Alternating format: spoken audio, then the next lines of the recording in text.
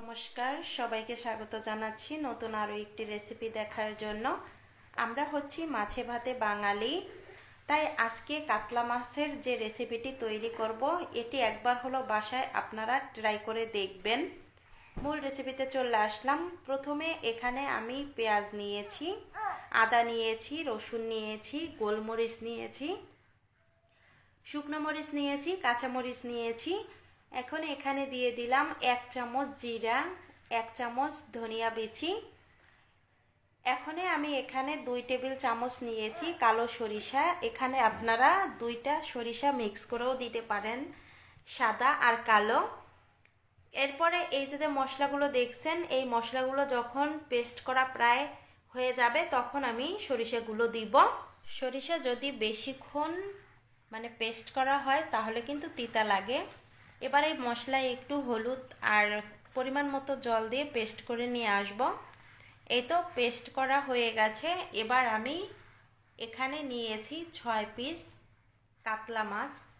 মাছগুলোতে এবার আমি দিয়ে দিলাম লবণ, এখানে দিয়ে দিলাম হলুদ, এবার একটু মরিচের গুঁড়া দিয়েছি। এখানে দিয়ে দিব একটু সরিষার তেল। সবগুলো উপকরণ আমি দিয়েছি। এবার আমি ভালোভাবে মাছগুলো হাত দিয়ে মাখিয়ে নিব, এপাশ ওপাশ করে। মাখিয়ে নেওয়া হয়ে গেছে, চুলায় চলে যাব। চুলায় একটা প্যান বসিয়ে দিয়েছি। এবার প্যানের মধ্যে দিয়ে দিলাম সরিষার তেল। তেলটা গরম হয়ে গেছে। এক এক করে আমি মাছগুলো দিয়ে দিব ভাজি করার জন্য। মাছগুলো দেওয়ার পরে আমি 2 থেকে 3 মিনিট জাল করে নিয়েছি। এবার মাছগুলো উল্টিয়ে এপাশ ওপাশ করে ভাজি করে নিয়েছি।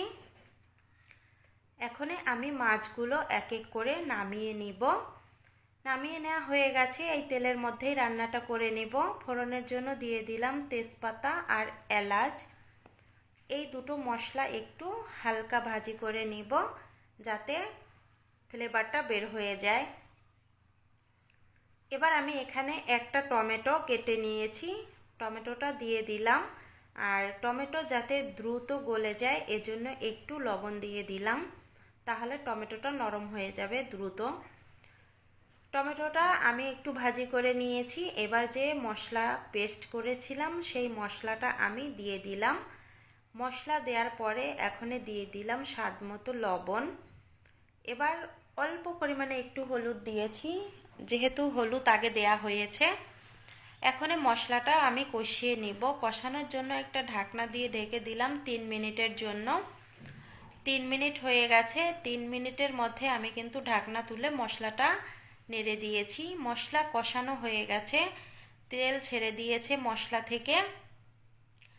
আর তেল ছেড়ে দিলেই বুঝতে হবে যে মশলাটা খুব সুন্দরভাবে কষানো হয়ে গেছে।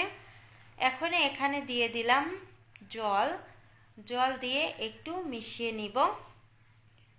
মিশিয়ে নিয়ে জাল করে নিয়েছি, জলটা ফুটে উঠেছে। এরপরে আমি এক এক করে মাছগুলো দিয়ে দিলাম। তারপরে এখানে 4টা কাঁচামরিচ দিয়ে দিলাম। কাঁচামরিচ দিয়ে আমি জাল করে ঝোলটা শুকিয়ে নিব। আরও আমি 3 থেকে 4 মিনিট জাল করে নিব। এই তো মাছটা রান্না কিন্তু হয়ে গেছে। মাছটা এবার আমি নামিয়ে নিব। দেখেন ঝোলটাও শুকিয়ে গেছে, নামানোর পরে আরও শুকিয়ে যাবে। এই তো নামিয়ে নিয়েছি। আপনারা বাসায় একবার হলো এভাবে ট্রাই করে দেখবেন। আজকের ভিডিওটা এখানেই এন্ড করলাম। সবাই ভালো থাকবেন।